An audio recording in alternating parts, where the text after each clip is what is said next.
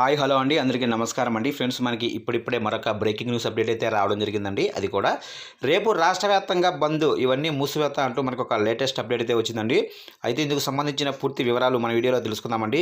Video ఎక్కడ skip చేయకుండా చూడండి ఫ్రెండ్స్, అప్పుడే మనకు పూర్తి సమాచారం అయితే అందుతుంది. ఇక ముఖ్యంగా ఒక లైక్ చేయండి ఫ్రెండ్స్. లైక్ చేయడం వల్ల మనకు తెలిసిన ఇన్ఫర్మేషన్ మరికొంతమందికి అయితే రీచ్ అవుతుంది. ఇక లేట్ చేయకుండా వివరాలకు తెలిపోదాము.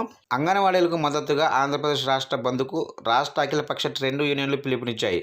ఈ బంద్ను జయప్రదం చేయాలని సిఐటియు రాష్ట్ర ప్రధాన కార్యదర్శి సిహెచ్ నరసింహారావు, ఏఐటిసిఈ రాష్ట్ర అధ్యక్షులు ఆర్ రవీంద్రనాథ్, ఐఎఫ్టియు రాష్ట్ర అధ్యక్షులు పి ప్రసాద్, ఐఎన్టీయూసీ రాష్ట్ర నాయకులు క్రాంతికుమారు తదితరులు పత్రికా ప్రకటనలు విడుదల చేశారు. ఈ ప్రకటనలో 1,05,000 మంది అంగన్వాడీ మహిళా శ్రామికుల జీతభత్యాలు, పనిభారాలు తదితర సమస్యలపై సిఐటియు, ఏఐటిసియు, ఐఎఫ్టియు అనుబంధ అంగన్వాడీ సంఘాల ఆధ్వర్యంలో గత 42 రోజులుగా సమ్మె జరుగుతుంది. వారి డిమాండ్లకు మద్దతుగా ప్రజల నుండి సేకరించిన కోటి సంతకాలను జగనానికి సమర్పించడానికి విజయవాడ వస్తున్న అంగన్వాడీలపై పాశవికంగా పోలీసులతో దాడి చేయించారు. ఇకపోతే అంగన్వాడీల న్యాయమైన డిమాండ్లను పరిష్కరించడానికి బదులుగా రాష్ట్ర ప్రభుత్వం ఎస్మా చట్టాన్ని ప్రయోగించడం అత్యంత నిరాకుశమైనది. పైగా నిరవధిక నిరాహార దీక్షలు చేస్తున్న దీక్షా శిబిరంపై ఈరోజు అనగా 42వ రోజు తెల్లవారుజామున 3 గంటలకు నిరాహార దీక్ష శిబిరాన్ని కూల్చాయి.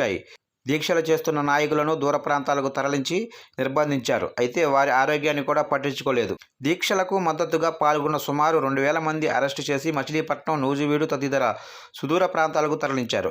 1,00,000 మందికి పైగా అంగన్వాడీలు చాలీచాలని జీతాలతో జీవిస్తున్న మహిళా కార్మికుల పట్ల రాష్ట్ర ప్రభుత్వం పాశవిక విధానానికి వ్యతిరేకంగా బాధిత అంగన్వాడీలకు సంఘీభావంగా రాష్ట్ర బంద్ చేయడం అవసరమని రాష్ట్ర అఖిలపక్ష ట్రెండ్ యూనియన్లు భావించాయి. 24/1/2024 అనగా రేపు రాష్ట్ర బంద్ జయప్రదం చేయడం ద్వారా నిరంకుశ రాష్ట్ర ప్రభుత్వం పట్ల తగిన ప్రతిఘటనను ప్రదర్శించాల్సి ఉందని మేము భావిస్తున్నామని, ఈ పిలుపును రాష్ట్ర రాజకీయ పార్టీలు, ప్రజా సంఘాలు, హక్కుల సంఘాలు, ప్రజాస్వామికవాదులు, వివిధ వర్గాల ప్రజలు బలపరచవలసిందిగా కోరుతున్నామని పేర్కొన్నారు.